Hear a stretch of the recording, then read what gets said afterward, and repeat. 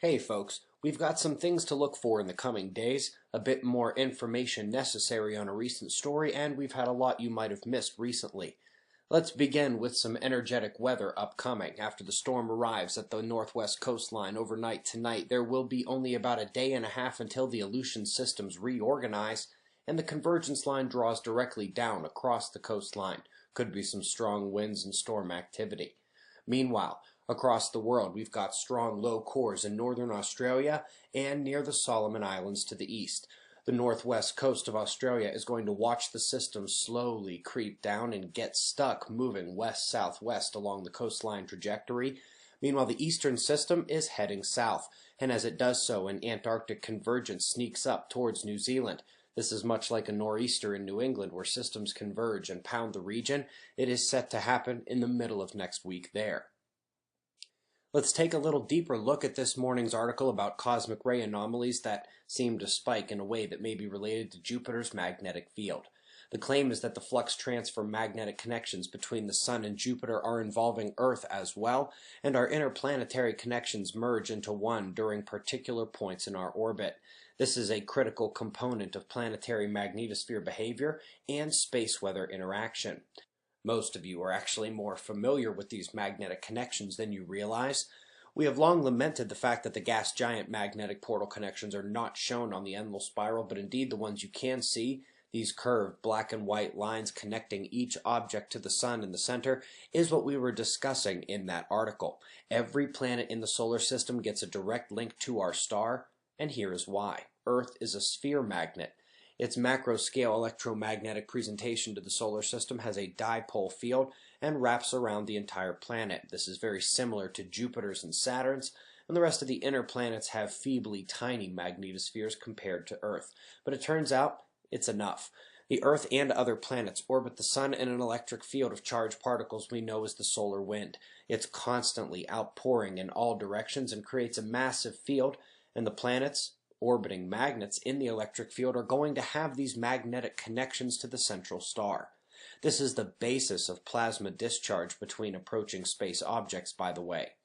Let's not forget the Sun is a giant sphere magnet as well, and in addition to small-scale fields at sunspots and the polar fields that engulf the entire solar system, the lower latitude open fields streaming out into space all come from something you know, coronal holes.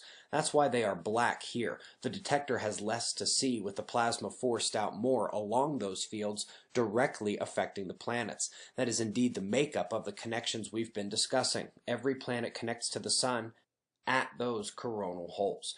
That's why they can be so effective on the planets, especially with the flux transfer events. On Earth, they happen every 8 minutes, a major plasma exchange between the Earth and Sun.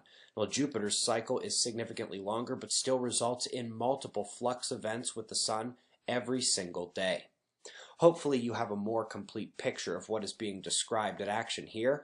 Now, today marks the better part of a week in a row with 2 uploads a day. Here's what you may have missed this week in terms of special videos and over the last few weeks as well. First, whether you are new here or are looking for a way to explain this group of more than 300,000 people to your friends and family, this video explains who we are and what we do. All these links, by the way, will be found right below the video. In that same vein, Raising the Standard is a video about our core pillars of focus, what we've done, and a bit of perspective on the greater efforts of the community. For more on some of those efforts, the resources video details all of the websites and website material and shows you where to find all of the tools available to you. For those coming to our conference next month or just curious about sneaking a peek at some slides, the preview video left a number of your minds provoked. By the way, one of the displays during Saturday night will be the world-famous Troy Willingham painting fire with copper.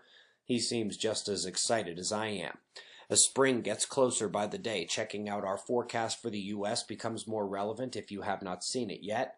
The recent look at the magnetic infrared dark cloud G34 was eye-opening for many of you about magnetism at the subgalactic scale, especially when it comes to star formation. The Alaskan 7.9 earthquake this week triggered a number of questions, especially about a mysterious connection in distance and time. The next day, our mysterious friend at the USGS came with the double-edged sword of mistakes I've made over the last year, but which actually helped validate something we published back in 2016. Don't miss that one, and remember, all these videos are linked right below this one. Same goes for some key playlists. The Where Are We playlist has 2 of our more popular series on it and other videos. Where Are We Going is worth the time for sure, along with the one you can see cut off at the bottom, the For Your Consideration series.